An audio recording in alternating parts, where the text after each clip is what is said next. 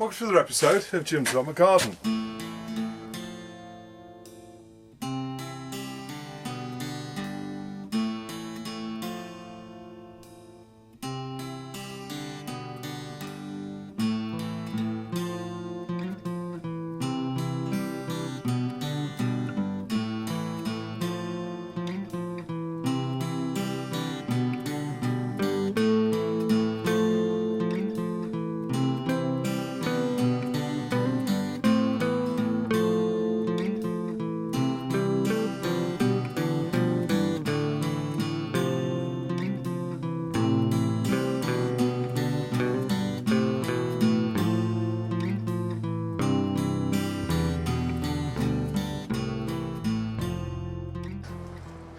Okay, so one little job you can be doing this time of year is wrapping some insect tape around the bottom of your trees. Now what you want to do, obviously fruit trees, what you want to do is come up around between about 9 inches and a foot off the ground and wrap some of this round the stalk. And basically what this will do is this is quite sticky and it stops the insects.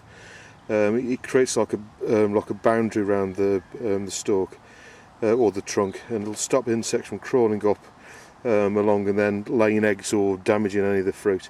So basically I'll just put some of this round the fruit trees, and obviously I planted this pear tree, this cherry tree here, and also the apple tree at the end here last year, and now the stalks are well, the trees are getting to the point where they will start to fruit next year. It's well worthwhile putting some of this round. Now other bushes such as justerberries, you can put some round there. It's not quite as important because you get less insects and that'll actually affect that. It's really the sort of the pear and the apple tree. Those are the two to really protect. So I'll just put some of this round the stalk now, show you how to do it, and you can do it around your fruit trees at this time of year. Okay, so with a pair of scissors, all you need to do is cut off. You typically need a little bit more than you think you need. So, you know, for a stalk that's 1 inch across, I would cut off probably about 5 to 6 inches of tape. Because what you want to do is most certainly go around at least once, if not twice. Now this stuff is really sticky, but it will stick to pretty much everything. So I'm just getting this birdhouse gourd stalk out of the way. And all you need to do is around there, basically just push it round the stalk as best you can, like that. Now this does get all over your hands, it is really sticky, so basically wash your hands straight afterwards, but just put it around the stalk like that. Now any insects that come up the stalk now will sit on here and get stuck on it, and the insects typically climb up in the spring, so this is the right kind of time of year to do it. If you do it in the spring you may be too late, and the insects have already crawled up the stalk. So in the autumn is probably the best time to do this. So by the time we get to the spring, the stalk's dry enough to stick it on, and so the winter's possibly a bit too late. And then come the early spring when the insects try to crawl up here, obviously the sticky will stop them from getting onto the branches and onto the fruit. Okay, so there they are. There's the tape around this stalk. This one's a little bit low, that's on a justerberry bush. As you can see, that tree there.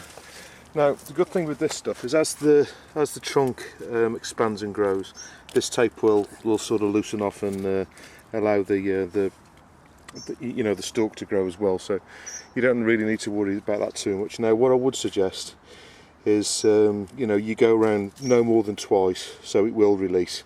But you need to make sure you go around at least once. Now the other thing that you need to be concerned about is you see this here where I've got that little gap there behind. I don't know if you can see where my finger is, but there's a bit of a, let's get these leaves out of the way.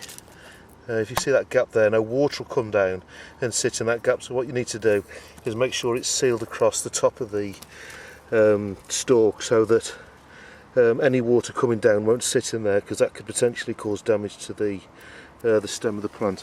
But that's all you need to look out for, and that's all the bushes protected against insects. Now insects typically won't climb up metal structures to get at the fruits. They'll be looking at a plant stalk, so if you protect the plant stalk then in this way, then the insects are not likely to work out. If they walk up here they can get onto the branches, so as long as you do it there, that should be sufficient.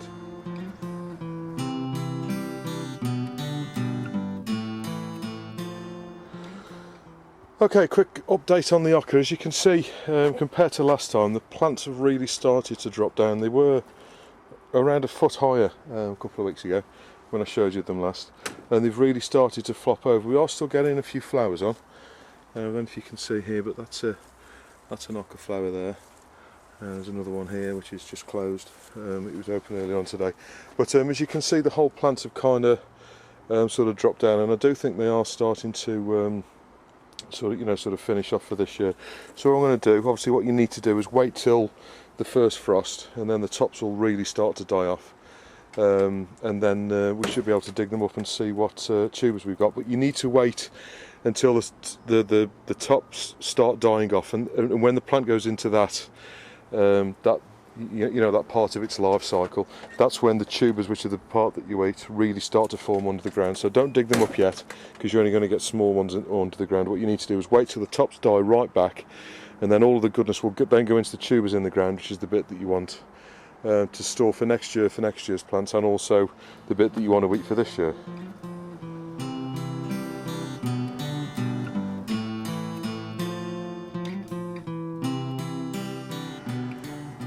Okay, quick note on any, if you've got any small pumpkins that you're not going to use for human consumption. Obviously we've got the larger ones over there that we're going to use for Halloween. Any small ones like this, they're not going to get any bigger this time of year. But what you can do, if you're not going to eat them yourself, is give them to your chickens. Always remember that chickens will eat any gourd pretty much that we can eat. Obviously bird-ass gourd I wouldn't give them, but as you can see, just chop them up, because they're not going to be able to get through the skins. But if you chop them up, the chickens will most certainly peck all the seeds out, as you can see. And as you can see, this one here, they've hollowed that right out, and they'll have all of the soft flesh on the inside, and that'll give them something to do in the day. So any gourds or courgettes, pumpkins, buttons, squashes that you're not going to use, that's a surplus to requirements, always remember your birds, because they'll most certainly enjoy those.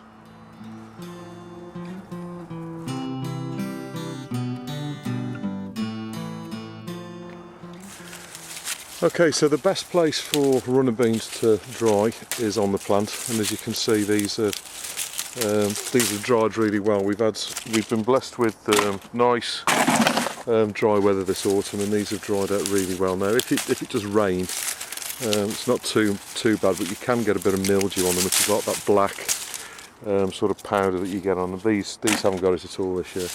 But now they've gone brown like this, and you're looking for the seeds to have gone like a pale brown like this. As soon as they're this colour, then that's the best time to take them off. Now these ones here, obviously a little bit early yet. Those are obviously still green. But any that have gone kind of this colour, you can start to take them off now.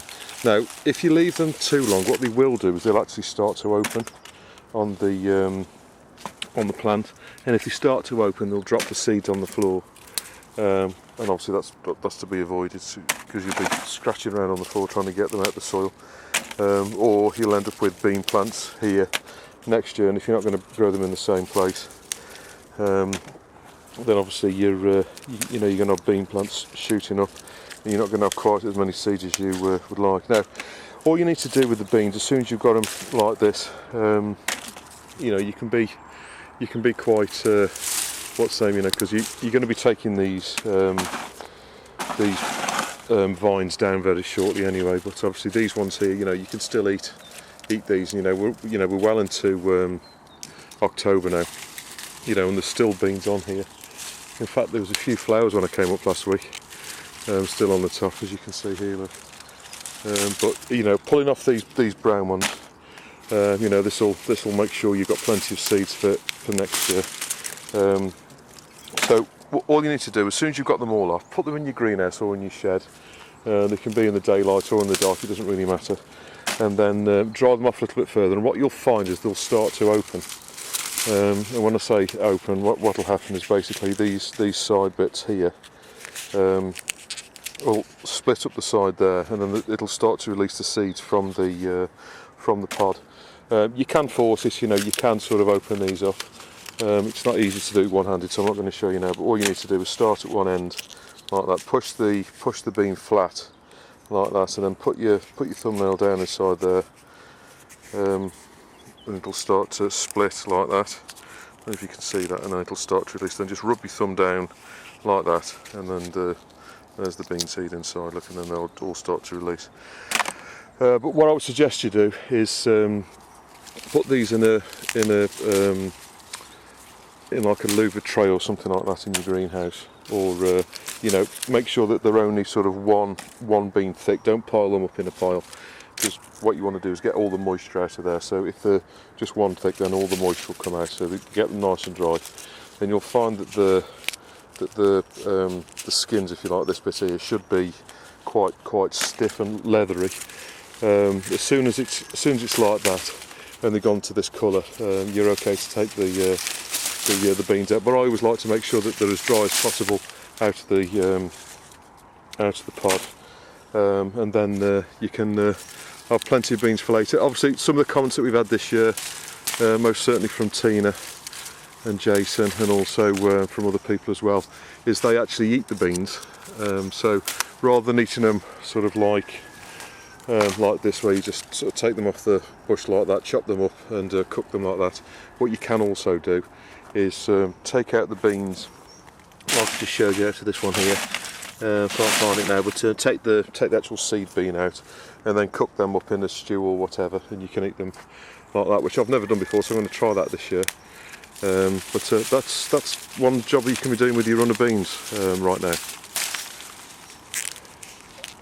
Okay, so all you need is just a vented tray like this, just the same as the ones I have the plants on in the year. Now, all you need to do is spread the beans out as best you can. Now, there's probably a bit too many here really. So basically you want about that many in there, and get them sort of basically putting them, you know, as thinly as you can. Basically what you want to do is get the air around there like that. Obviously take any leaves out or anything like that that's going to hold any moisture, and then leave them in the tray like that for another couple of weeks, and you will find that they'll naturally start to open as soon as you see some of them opening. And these cases will go really hard. At the moment, as you can see, they're a bit flexible. You know, after a couple of weeks these will go much harder, and then basically what you need to do then is just crack them open and get the beans out, just like that.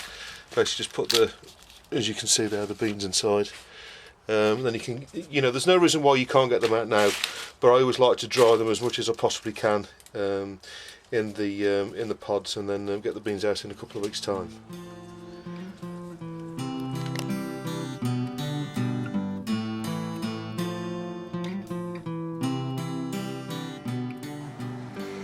Okay, a quick update on the story of clubroot. Now these are a couple of plants here that were left over when we were planting out. Now this one here, this plant here, as you can see, it's carried on developing actually inside the pot. But as you can see, that's clear signs of clubroot there. Now that has not been in the ground at all. It's just been basically sat there this year, and as you can see, it's actually got clubroot around the roots. Now all of the brassicas that were in here that I've now cleared out, I've seen no signs of clubroot at all in those.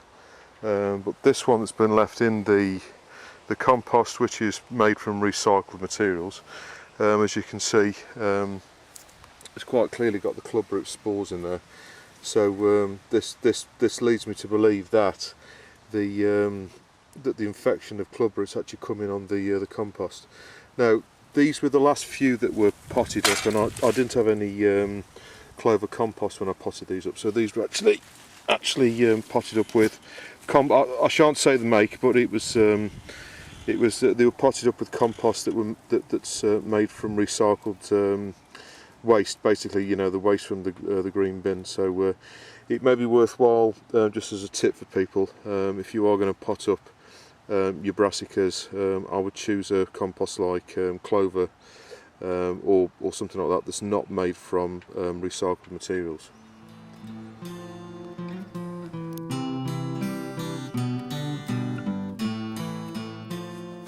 Well, you can definitely tell we're in October now. The weather's really drawing in. It's only 4 o'clock and it's already starting to go dark. But what I wanted to do is quickly go through some of the questions that have come over the last couple of weeks. So the first one comes from Richard Sydenham, and This is coming from a comment I made about mycorrhizal fungi that I managed to get. I managed to get a bag of it for £1 from the local garden centre. They were selling it off, and I was just going through the pros and cons of using mycorrhizal fungi.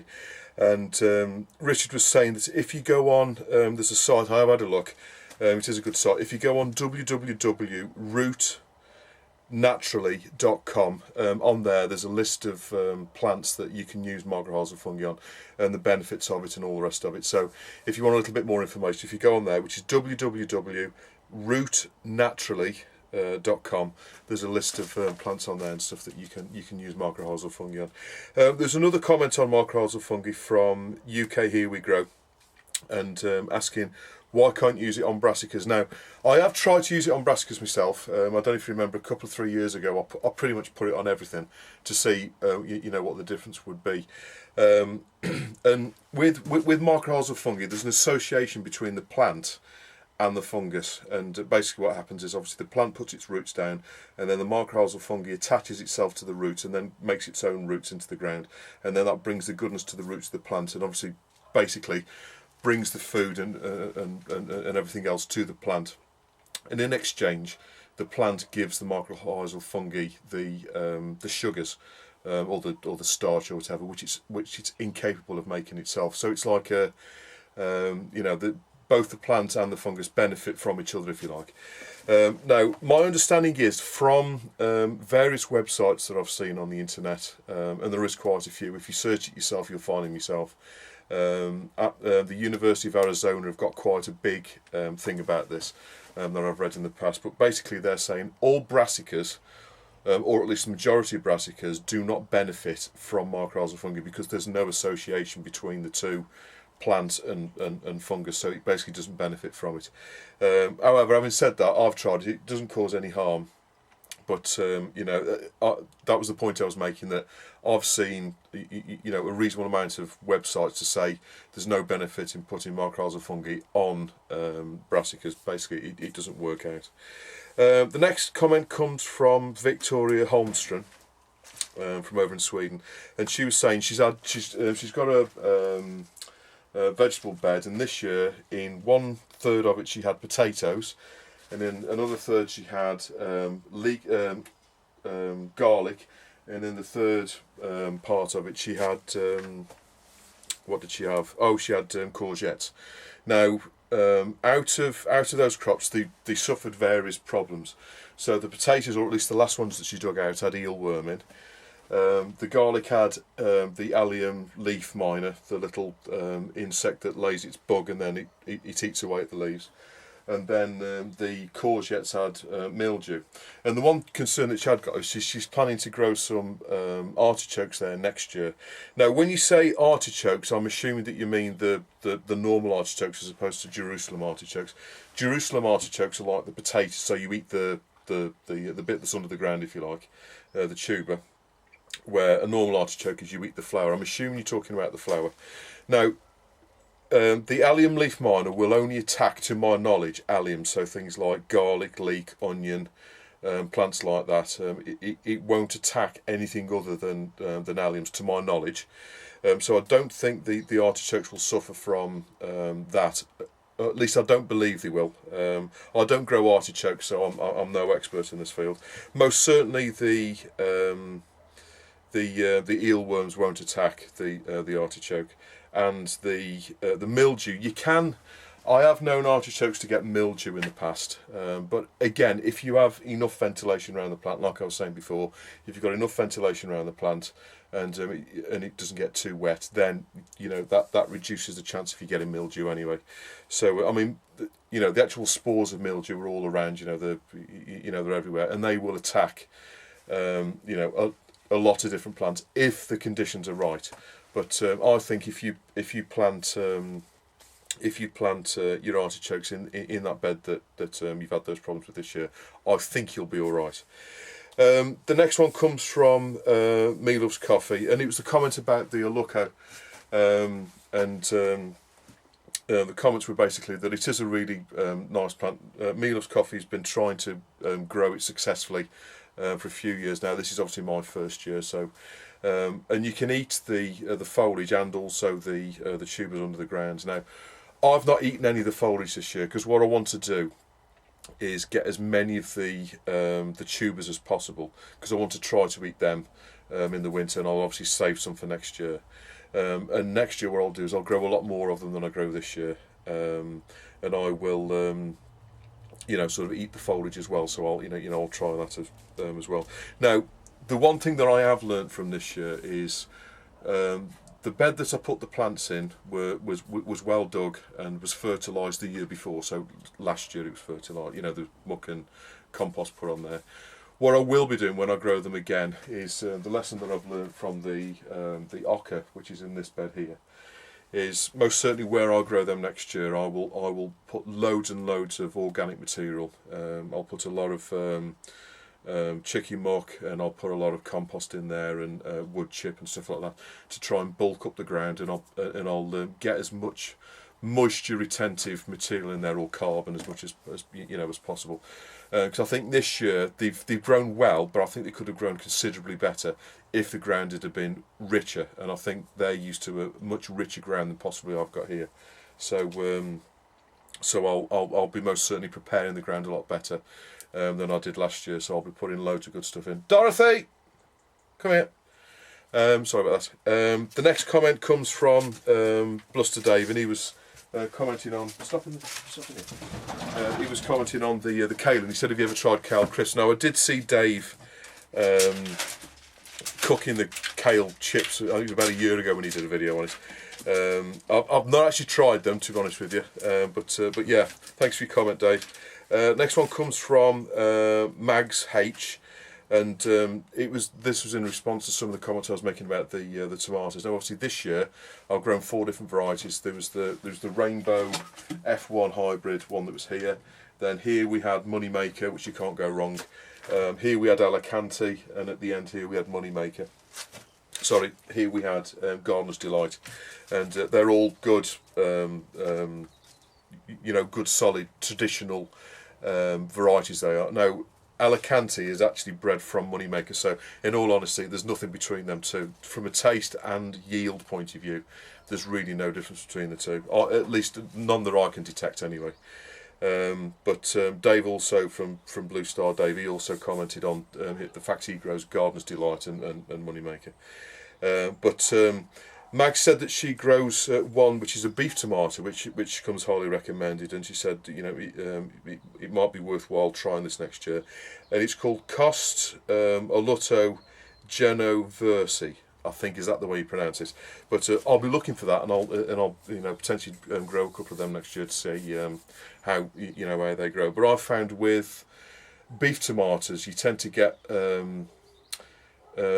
a lot fewer tomatoes, so from a weight point of view on a plant, I think you get a lot less anyway.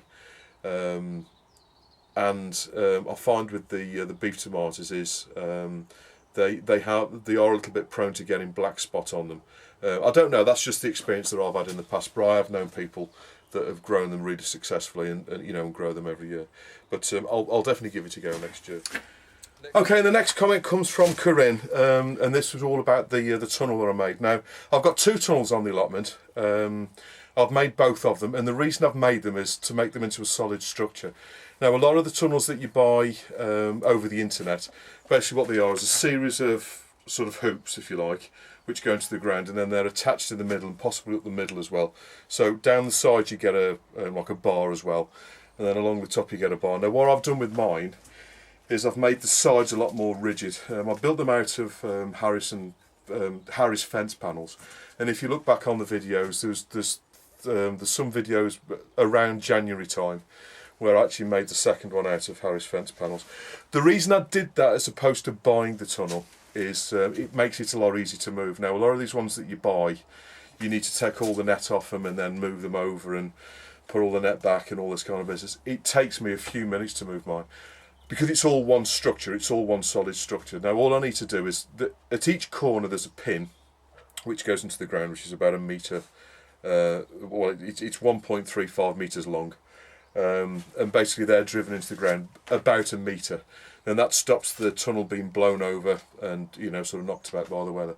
To move it, all I have to do literally is pull those bars out of the ground, which basically pins it down, and then the whole tunnel can just be moved. So with just one person can get at one end, grab it, and then walk it along. It's light enough to drag it across the ground, and I can move it up and down the allotment as as I wish. And then as soon as I've got it into the new position where I want it for that year, all I've got to do then is just drive the 4 pins, one in each corner, back into the ground, and then that holds it down. So yes, the tunnels are movable.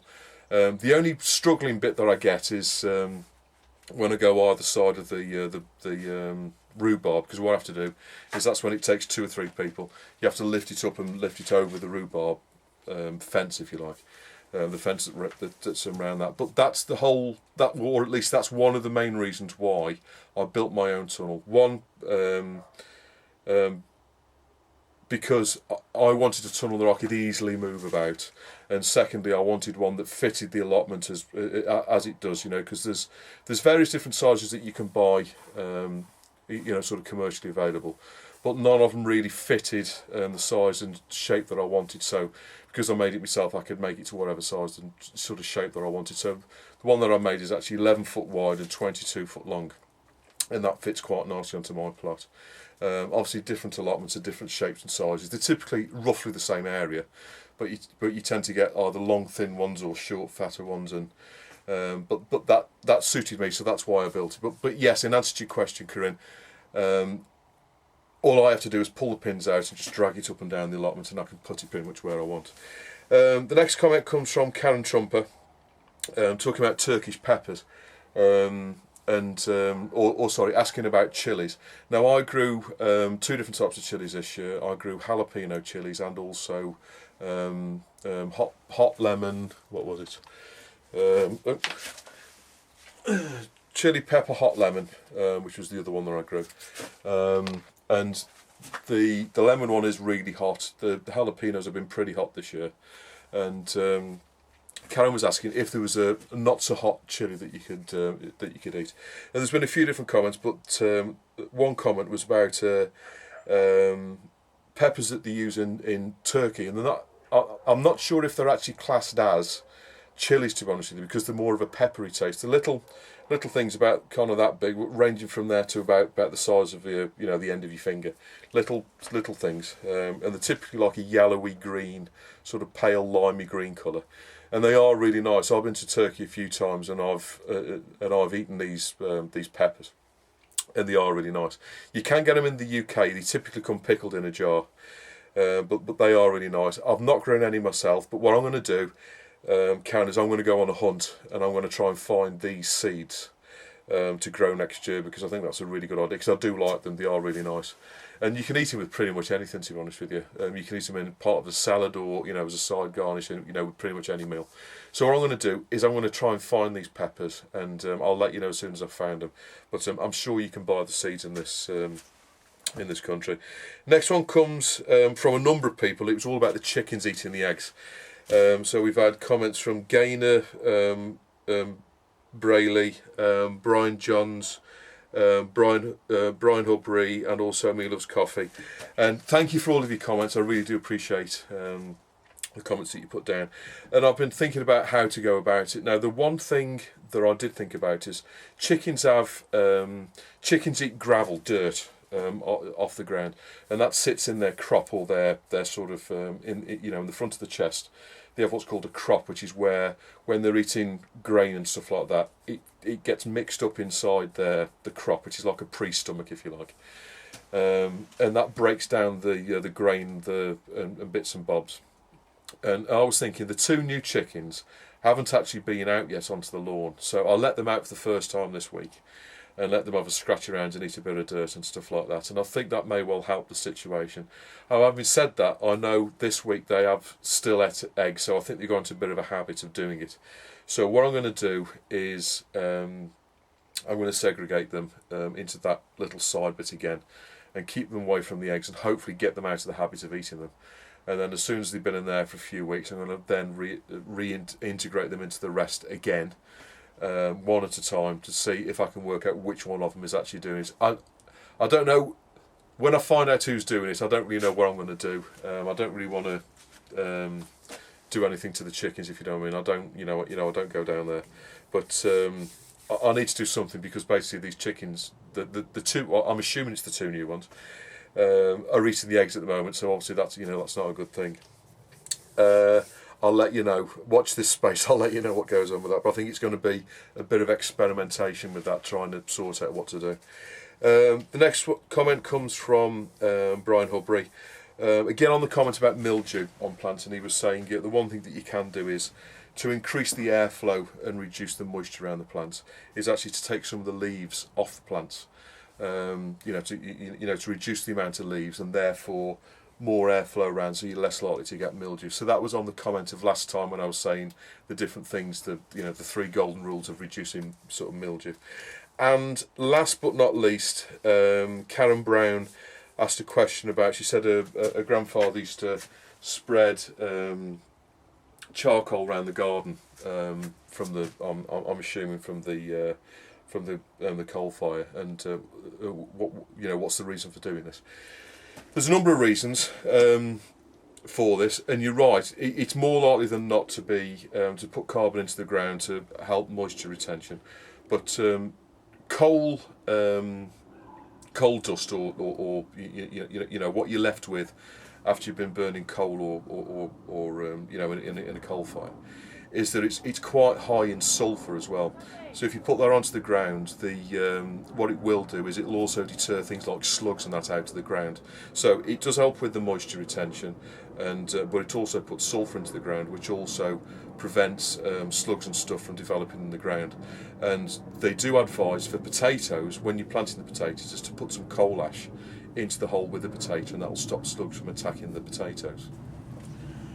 So, I hope this episode has been of some use to you. Please don't hesitate to put any comments or questions you got below, and I'll always get back to you. And I'll see you on the next episode of Jim's Allotment Garden.